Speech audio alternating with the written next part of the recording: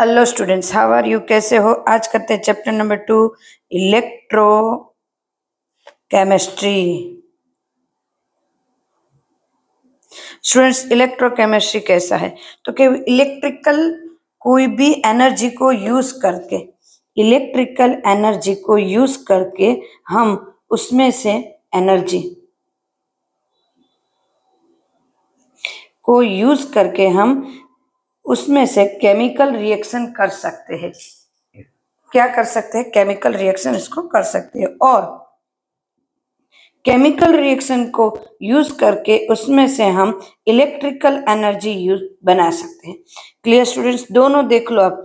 Electric मतलब बहुत सारे वोल्टेज को रख के बड़ा सा सेल अटैच करके वहां से केमिकल एनर्जी को प्रोड्यूस कर सकते हैं और केमिकल रिएक्शन करवा के हम इलेक्ट्रिकल एनर्जी को ले सकते हैं, उसको गेन कर सकते। दिस इज स्पॉन्टेनियस रिएक्शन है, ये अपने आप होती रहती है और बहुत जल्दी से होती रहती है। जैसे ही हम स्टार्ट करें ये होती रही।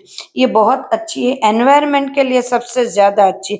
इससे ना तो कोई ऐसा पोल्यूशन होता है या कुछ भी होता है, तो और फास्ट भी रिएक्शन होती है। तो ऑलमोस्ट अब कितनी जगह पे इसको ही सबसे ज्यादा यूज किया जाता है। मैं बाहर का बहुत ज्यादा नहीं लेती हूँ, टॉपिक का ही हम लेते हैं। कहाँ कहाँ पे यूज होते हैं वो तो आप वैसे भी मोबाइल देखते हो तब सबको पता ही होता है कि कहाँ कहाँ पे यूज होता है। तो सबसे पहला टॉपिक ही लेना है 2.1। कौन सा टॉपिक है? Electrochemical cell. क्या नाम है? Electrochemical cell.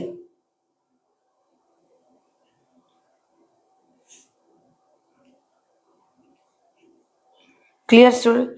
ये लेना है। तो इलेक्ट्रोकेमिकल सेल कैसे होते? हमने 11th में डेनियल सेल करा है। डेनियल सेल वही का ही एक एग्जाम्पल ले लेते जिसमें केमिकल रिएक्शन होती है, बराबर। और केमिकल रिएक्शन से हम एनर्जी ले सकते हैं। तो वही है, पहले ड्रॉ कर देते हैं कि किस तरह से हमारा डेनियल सेल था। स्टूडेंट्स, डेनियल सेल है वो बहुत सारी जगह पे यूज भी होता है। तो उसमें दो ऐसे बीकर को लिया गया है, तो कोई दो कंटेनर लिए गए हैं जिसमें एक में सॉल्यूशन जिंक का भरेंगे तो ZnSO4 भरेंगे और इसमें CuSO4 भर देते, कॉपर का भर देते। अब जिसमें जिंक भरा है उसी में ZnSO4 और ये कॉपर है सल्फेट। जब भी में जिंक भरे उसमें जिंक का ही फॉइल रखते हैं, जिंक Zn। और जिसमें कॉपर का सॉल्यूशन भरा है ना स्टूडेंट्स, उसमें कॉपर का ही फॉइल रखते हैं या तो उसका रोड रखते हैं। Clear students? इन दोनों को एक वायर से कनेक्ट कराते हैं। क्लियर है स्टूडेंट्स? ये जैसे जैसे मैं समझाती जा रही हूँ वैसे वैसे सारा बोलती जा रही हूँ और ड्रॉ भी करती जा रही हूँ। तो ये हुआ हमारा। अब ना रिएक्शन किस तरह से हो गए? तो ये जो है ZnSO4, तो Zn और कॉपर सल्फेट दोनों को एक वायर से कनेक्ट करा गया है। अब होता क्या है, जिंक है वो यहाँ पे एनोड के बेस पे वर्क करेगा, जिंक, और ये है वो कैथोड के बेस पे वर्क करेगा। क्लियर है एकदम से? Anode and cathode. Clear students एकदम से? नाउ स्टूडेंट्स, अब होगा क्या, किस तरह से होगा? तो कि Zn है, जैसे ही जिंक सल्फेट के टच में आएगा तो उसमें बनेगा क्या? Zn बराबर है, यहां से बन जाएगा Zn प्लस टू इलेक्ट्रॉन। और कॉपर में क्या बनेगा? Copper plus two electron plus copper, ये बनेगा। पूरी रिएक्शन किस तरह से होती है? ये एनोड की और ये कैथोड की। Zn plus Cu plus two electron cut, Zn plus two NCU। पूरी रिएक्शन होती है इस तरह से। पर होता क्या है वो हमें देखना। स्टूडेंट्स जैसे ही हमने इसको अटैच किया, यहाँ Zn है वो जो फॉइल है उनमें से सॉल्यूशन में जा रहा है।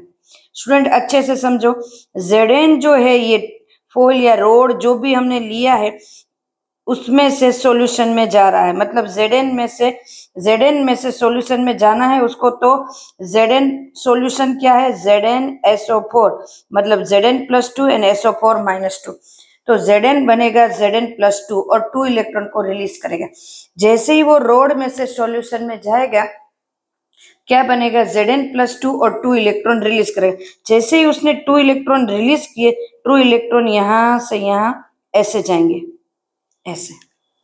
क्लियर है, दिस इज 2 इलेक्ट्रॉन कहाँ पे जाते हैं, जिंक से कॉपर की तरफ। कॉपर की फॉइल के पास क्या है, 2 इलेक्ट्रॉन, डायरेक्ट 2 इलेक्ट्रॉन किस में है, इसमें। यहाँ क्या है, कॉपर+2 एंड SO4-2 है, दोनों है, तो कॉपर+2 है, ये 2 इलेक्ट्रॉन को ले लेते हैं। स्टूडेंट अच्छे से समझो, जिंक ने 2 इलेक्ट्रॉन रिलीज किए, 2 इलेक्ट्रॉन्स हैं वो कैथोड की तरफ गया, कैथोड में से सॉल्यूशन में गया, सॉल्यूशन में कॉपर+2 है, उसको 2 इलेक्ट्रॉन की जरूरत है, उसने 2 इलेक्ट्रॉन लिए, यहाँ पे दिखाए और कॉपर बन गया। जैसे ही यहाँ कॉपर बना वो फॉइल के ऊपर आता गया, यहाँ इसके ऊपर, या तो रोड जो लिया है हमने उसके ऊपर धीरे धीरे कॉपर इकट्ठा होता गया, वहां स्टोर होता गया, और यहाँ Zn है वो कम होता गया, कम होता गया, कम होता गया। बट आफ्टर समटाइम्स होगा क्या स्टूडेंट्स, होगा क्या, तो कि Zn में से क्या बन रहा है, ZnSO4 था, Zn+2 SO4-2 यहाँ सॉल्यूशन में था। अब बाहर से क्या आ रहा है, Zn+2 और आ रहा है, तो यहाँ पे Zn+2 है वो बहुत ज्यादा हो जाता है, बहुत मोर Zn+2, और उसके सामने SO4-2 है वो अब इक्वल नहीं रहा, अब Zn+2 है वो ज्यादा है और SO4 कम पड़ रहा है। क्लियर है स्टूडेंट्स। अब ना यहाँ पे क्या है, तो कि कॉपर+2 एंड SO4-2 दोनों सेम थे, बट जैसे ही 2 इलेक्ट्रॉन यहाँ पे आए तो कॉपर+2 में से कॉपर बनता गया, तो कॉपर है वो पट्टी के ऊपर आता गया, रोड के ऊपर, तो कॉपर कम होता गया और SO4-2 ज्यादा हो गए। तो यहाँ पे SO4-2 कम हो गए, यहाँ पे ज्यादा, तो उसको तो बैलेंस करना पड़ेगा। मुझे अगर सेल को कंटिन्यू चलाना है, तो उनको बैलेंस करना पड़ेगा। तो बैलेंस करने के लिए मैं क्या रखूंगी, तो कि यहाँ पे बैलेंस करने के लिए मैं एक सॉल्ट ब्रिज रखूंगी, सॉल्ट ब्रिज। ये सॉल्ट ब्रिज क्या काम करेगा, तो कि सॉल्ट ब्रिज यहाँ पे इसमें यहाँ तक होगा, डूबा हुआ होगा। सॉल्ट ब्रिज करेगा क्या काम, तो कि यहाँ से SO4 को यहाँ ले जाएगी, मतलब नेगेटिव आयन को SO4-2 को बैलेंस करेंगे, दोनों के बीच में बैलेंस करना उनका काम है सॉल्ट ब्रिज का। क्लियर है, इसको कहते हैं इलेक्ट्रिक सेल, ये पूरा का पूरा। नाउ कब तक ये होता रहेगा, तो कि जब तक दोनों के बीच में बैलेंस नहीं हो जाता तब तक ये पूरी की पूरी रिएक्शन चलती रहेगी। ये तो Zn+2 में से कॉपर+2 बनता रहेगा, बट कब, तो कि उसका इलेक्ट्रिक जो वोल्टेज है, वोल्टेज 1.1 होता है, तब सेल है वो वर्क करना बंद कर देती है। मतलब क्या, तो कि अब Zn में से +2 इलेक्ट्रॉन नहीं निकल रहे और कॉपर में से भी नहीं आ रहे, मतलब 1.1 दोनों तरफ बैलेंस हो गए। अब ये गैल्वेनिक सेल है वो जैसे बाहर से ऐसे लगता है कि काम करना बंद कर दिया है अब, तो ये डिवाइस है वो अब देखो तो काम करना बंद कर देंगे। क्लियर है, और उसका कॉन्सेंट्रेशन लेवल हम क्या लेंगे, दोनों सॉल्यूशन का 1 मोल, दोनों सॉल्यूशन का इस तरफ और उस तरफ कॉन्सेंट्रेशन लेवल हमें सेम लेना है स्टूडेंट्स, तभी ये रिएक्शन होगा। तो उसका वोल्टेज क्या होगा, 1.1, दोनों के बीच में इक्वेशन, दोनों SO4 सबके बीच में इक्वल होगा तो ये होगा। बट मान लो कंटिन्यू चलता ही रहता है रिएक्शन, तो क्या होगा, तो ये होगा कि कॉपर है वो धीरे धीरे जिंक है, ये जिंक है धीरे धीरे कम होता जाएगा। फिर से ड्रॉ करती हूँ,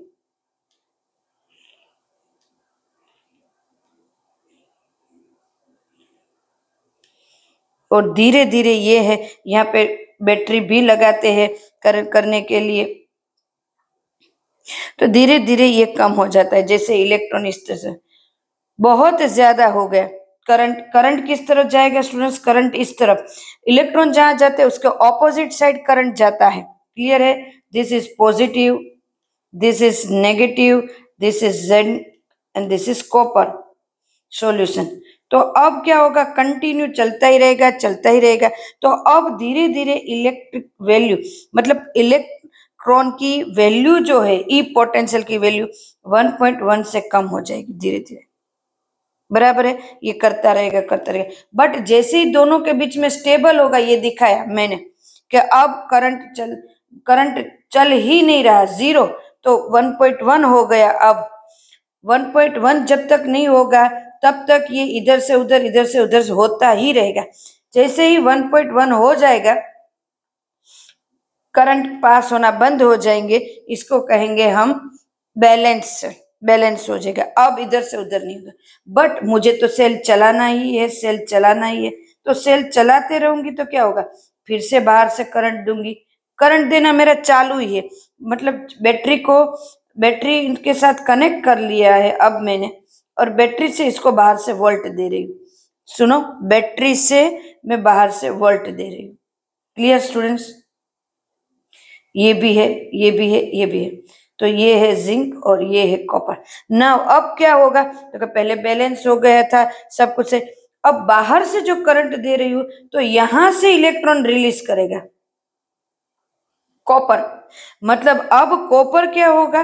तो क्या अब कॉपर में से कॉपर +2 बनेंगे और 2 इलेक्ट्रॉन रिलीज होंगे। उल्टी रिएक्शन, बिल्कुल ऑपोजिट। 2 इलेक्ट्रॉन रिलीज होंगे और इस तरफ जाएंगे, इस तरफ। और क्या बनेगा?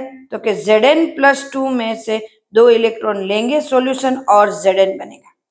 बहुत ही ऑपोजिट रिएक्शन। जैसे कि हम मोबाइल चार्ज करते हैं स्टूडेंट्स, जब तक मोबाइल चार्ज नहीं होता हम बैटरी को यूज करते जाते हैं, करते जाते हैं।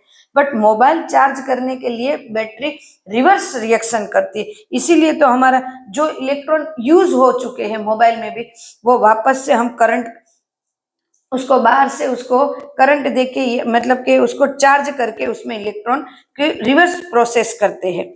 तो यहाँ पे भी रिवर्स प्रोसेस हुई। हमने ये पॉजिटिव नेगेटिव भी चेंज हो गए। अब हमारे एनोड और कैथोड भी चेंज गए। दिस इज नेगेटिव बन गए, दिस इज पॉजिटिव कॉपर और जिंक में। और पूरी रिएक्शन उल्टी रही। यहाँ पे कॉपर है, अब 2 इलेक्ट्रॉन रिलीज करके जिंक तो को दे रहा है। और जिंक कब तक ये हो सकेगा? जब तक दोनों सेम नहीं हो जाएंगे तब तक। तो यहाँ पे 1.1 जो इलेक्ट्रिक जो सेल की वैल्यू थी हमारा पोटेंशियल की, तो वो 1.1 से सेल की वैल्यू ज्यादा हो जाएगी वोल्ट की। क्लियर है? ये कैसे कितने टाइम तक रहता है? तो कि ये जब तक ये दोनों सेम नहीं होगा तब तक। स्टूडेंट्स अब देखो, हमारे सेल सबसे पहले क्या हुआ? तो कि कॉपर +2 में से 2 इलेक्ट्रॉन बन रहा है ऑलमोस्ट कॉपर। तो ये क्या हुआ? रिडक्शन बन गया। अब और जिंक में से क्या बन रहा है? जिंक में से Zn+2 इलेक्ट्रॉन। तो इसका क्या हुआ? Oxidation. This is half reaction students.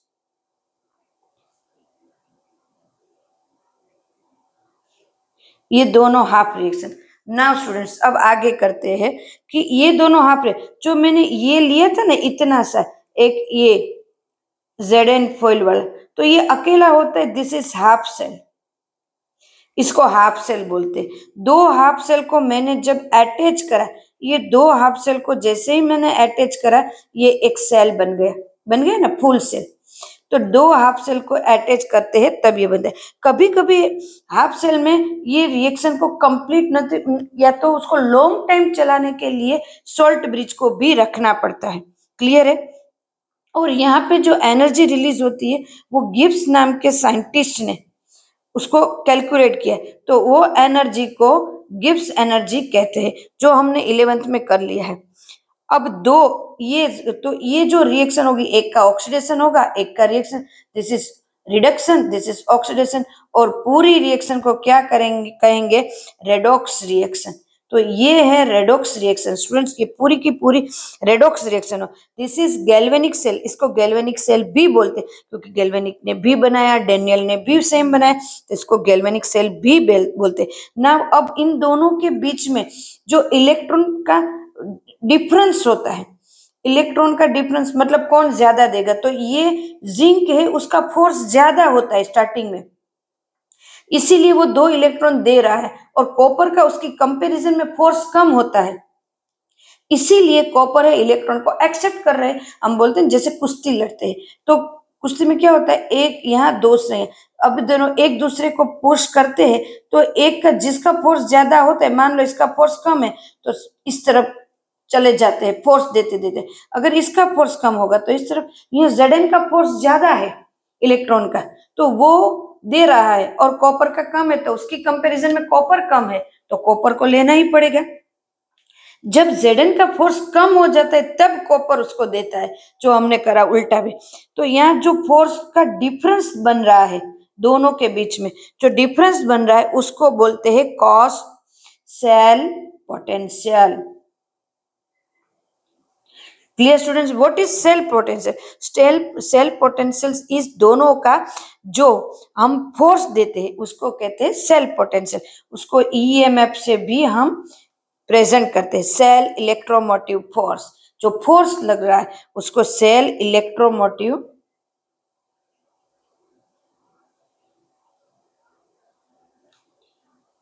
Force. Clear students, यहाँ ई सेल मुझे कैलकुलेट करना है तो कैसे करेंगे? ईएमएफ, ईएमएफ की वैल्यू स्टूडेंट बहुत सारे ऐसे की करी हुई है, तो हमें उसको एक्सेप्ट ही करना है, लेना है। तो ई सेल मुझे फाइंड करना है, इस सेल का कैसे करेंगे? ई राइट माइनस ई लेफ्ट। क्लियर स्टूडेंट्स, नाउ अब ये तो इस सेल का हुआ, कोई और भी सेल होगा ना तो उसका भी हम कर सकते हैं इसी तरह, इसको कैलकुलेट भी कर सकते हैं और इसको लिख भी सकते हैं। सेल को लिखना कैसे होता है, सेल को लिखना भी पड़ेगा ना हमें, कि सेल को कैसे लिखेंगे, तो सेल को लिखना भी है, चलो सेल को भी लिख देते हैं कि सेल को लिखना कैसे, हाफ सेल को लिखना पड़ेगा, फुल सेल को लिखना पड़ेगा, तो कैसे लिखेंगे? तो यहाँ पे होंगे ई सेल, राइट, राइट की तरफ क्या था, ये था, तो ये कॉपर था, तो क्या लिखेंगे हम? ई कॉपर प्लस 2 कॉपर माइनस ई, लेफ्ट की तरफ कौन था, तो क्या जिंक, तो क्या लिखेंगे? Zn plus 2 Zn। क्लियर है, इस तरह से लिखा जाता है। और पूरे सेल को किस तरह से लिखा जाता है वो हम नेक्स्ट में जब करेंगे तब पूरे सेल को लिखना सीखेंगे नेक्स्ट क्वेश्चन में। स्टूडेंट्स, यहाँ पे कुछ भी डाउट है तो आप पूछो, ताकि मुझे पता चले कि आपके डाउट कौन कौन से है। क्लियर है स्टूडेंट्स, एकदम से बहुत ही अच्छा टॉपिक है, और एग्जाम में कितनी बार इस टॉपिक को पूछा गया है एमसीक्यू के लिए, तो बहुत ही अच्छा टॉपिक है। एमसीक्यू इसमें से बहुत कुछ पूछते हैं स्टूडेंट्स, तो इस टॉपिक को अगर अच्छे से करेंगे तो ही हमें पूरे के पूरे मार्क्स मिल सकते हैं, या तो हम ये भी बोले कि हमारा एमसीक्यू भी अच्छा जाएगा स्टूडेंट, और साथ साथ में मैं ये भी बोल सकती हूँ इस टॉपिक को करेंगे तो पूरे चैप्टर को भी अच्छे से समझ में आ पाएगा हमें। क्लियर है, तो नेक्स्ट वीडियो में फिर से मिलते हैं, तब तक के लिए bye, take care. Okay students.